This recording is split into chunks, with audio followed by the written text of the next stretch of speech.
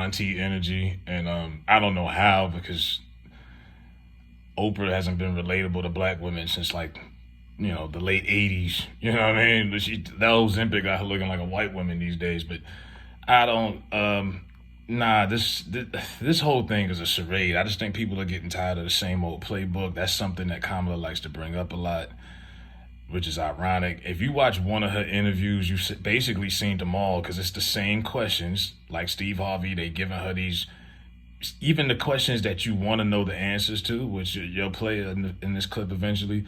Um, she just it's the same answer. She talks in circles. She throws word salad, and she keeps on bringing up values. Like if I hear her say that word one more time, I'm gonna throw up. Values, the values of America, values of a candidate, values. I'm like, okay, step your vocab up. Can we? It's the same speech that she's been reciting for weeks now.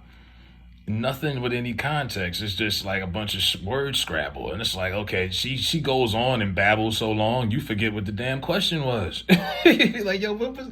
I'm confused. You know what I'm saying? Like, but they brought Oprah out here, and I'm like, okay, they brought out all the celebrities, the same playbook they've been using celebs to influence elections for decades now. I just think people are getting tired of it. Like, I'm surprised they let the comments on. I'll give Kamala that. They allowed the comment section to be on, and it is on fire because they flaming you.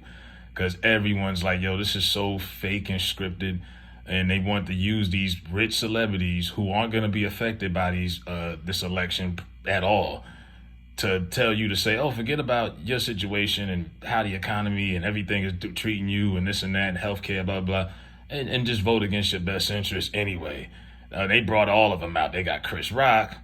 Every white person they assume black people love. If Betty White was still here, they would have brought her on. They got Meryl Streep. They got Jennifer Lopez, Ben Stiller, the whole nine. So this is a little intro. And in addition to thousands of you all who I am just meeting here tonight on screen, I see some faces I recognize. There's Bryan Cranston. Hey, Bryan. Hey. Hello, hello, hello. Where are you? Bryan Cranston! I hear Chris Rock is in the house. Chris, where are you? Chris Rock is in the house.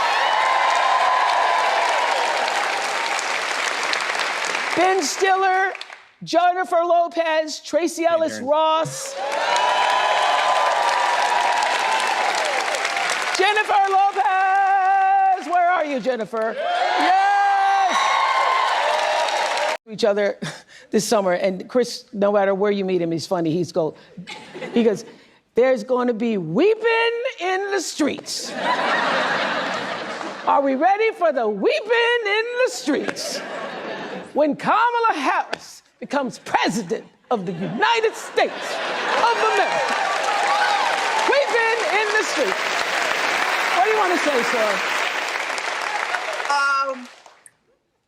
I've always been a fan of Kamala, even back when she was running for, I remember writing her a check when she was like the district attorney for something. Maybe it was to get out of a parking ticket or something. But I've been writing her checks for a long time. And I just want to bring my daughters to the White House to meet this black woman president.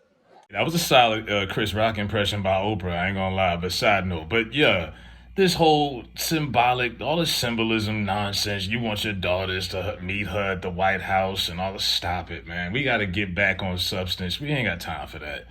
No disrespect to your little daughters. I'm sure they will be well off with you and your salary. They'll be okay. We need substance. Enough of this. You know what I mean? This is like they trying to preach. He's skipping all of that. He ain't even caring about policy. You ain't hear Chris say nothing about this, that, nothing. No situations, no issues. Just, I want my child to have something to look up to. I'm like, yeah, okay. She could look up to Michelle Obama. She got like 3 books to read. Here it goes again. They got another clip right here. Here's Kamala now. Coming in on her introduction and her interview right here in this piece. This is America. This is America. I was saying with a group of friends earlier, I think in this moment where we've dealt with so much that I think is quite exhausting around powerful forces that would try and divide us and Yes. try us to have us as Americans pointing fingers at each other. Yes. That this movement that is about reminding each other that we have so much more in common than what separates us is so critically important. And She says that, and then she trashes Trump right after. Like, she's like, oh man, she's talking about unity one minute, then the next minute she's dumping on the rival candidate. Oh, his tax is this, and the migrant cry. Every time they ask her about the migrant, she deflects to him. I'm like, hold up, y'all been in office 12 out of the last 16 years, and you're blaming all of that on. I'm like, come on, you've been there for the last 3 years. What have you been doing? And what differentiates? What's the difference between her campaign and Biden's campaign? It's the same thing.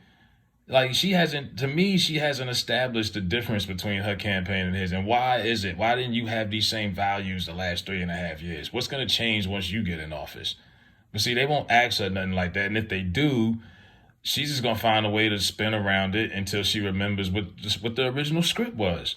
You live in Michigan. Yes, ma'am. Don't love saying hello, Madam Vice President. I do. What's your question? It's an immigration question. Question for you is, when you become president, what would be your specific steps? Yeah, of course. What would be specific steps to strengthening the border? so it's a wonderful and important question. My background was as a prosecutor, and I was also the elected attorney general for 2 terms of a border state.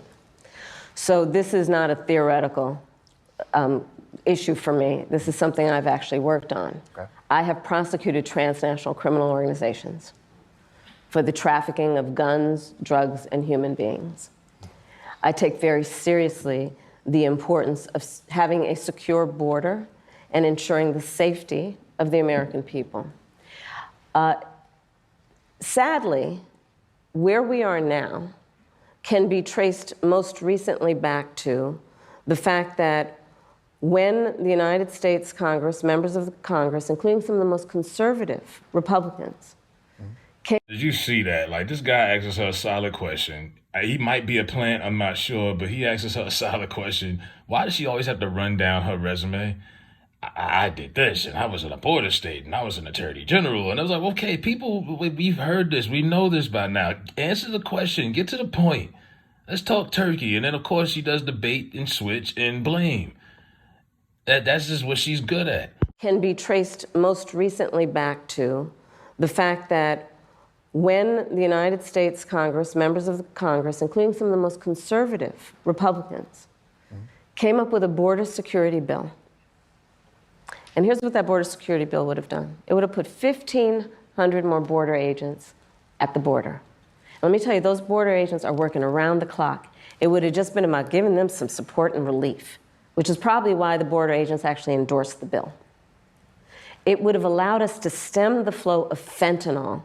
And I'm looking at people from all over the country here, so I don't need to tell the folks who are watching this what fentanyl has done to families, to kids in our country, and the need to take seriously stemming the flow coming into our country and addressing that extraordinary and tragic issue in terms of its effect. The bill would have allowed us to have more resources to prosecute transnational criminal organizations. And it would have been part of the solution. And Donald Trump called up those folks and said, don't put that bill on the floor for a vote. He blocked the bill, and you know why? Why? Because he'd prefer to run on a problem instead of fixing a problem. Yeah, I'm not even. That's enough, man. That was just too much. That was overkill. And I was listening to some show today, and they were saying how they can't believe how many black men are thinking about voting for Trump. And I was like, yeah, well, they're playing identity politics, and they're only pandering to black gays and black women. So are you surprised? What if they really, that they're not even trying to get the black male vote? They don't look like it. They don't see them pandering to us. It's like they don't even care anymore. You know what I mean? And I'm not necessarily a Trump supporter, but they not necessarily like, I don't see them trying to pander to us like they are everyone else, it seems like. They like, all right, them niggas, whatever. But if they lose, they going to be blaming us. Watch. It'll be an all out, you niggas better be ready to cancel Christmas, I'm telling you. It's going to be over. But yeah, the debate was bad. It was comedy. I laughed at it. It was nothing serious. It should have been, but nobody answered any questions. He was defensive the whole time, and she just did her usual script and talked and threw word salad at you. I mean, I fall asleep. She gives me middle school principal energy. She's boring. She has no personality. She's cringe. She laughs a lot at every damn thing for no reason. And like I say, everything just feels like, like I say, run, spot, run. Like nothing feels authentic, and everything it just feels manufactured. I don't know, maybe it's just me. Everything with her just feels manufactured. It doesn't feel real. Nothing feels genuine with her. She'll bait and switch. She'll just pivot and always find a way, because she knows that's the key to a lot of people's votes, their hatred for Trump. And you got people, these losers out here who vote with no substance. They'll vote just to see somebody else lose. I'm like, you got to be a real hater. You know what I mean? I just want to vote to see you lose. I'm like, damn, you ain't got nothing else. That's it. Damn, okay. They don't need to do nothing. You know this is a transactional thing, right? Get your head out your ass. But yeah, let me know what y'all think in the comments. Don't be an asshole. Right. And yeah, let me know what you think.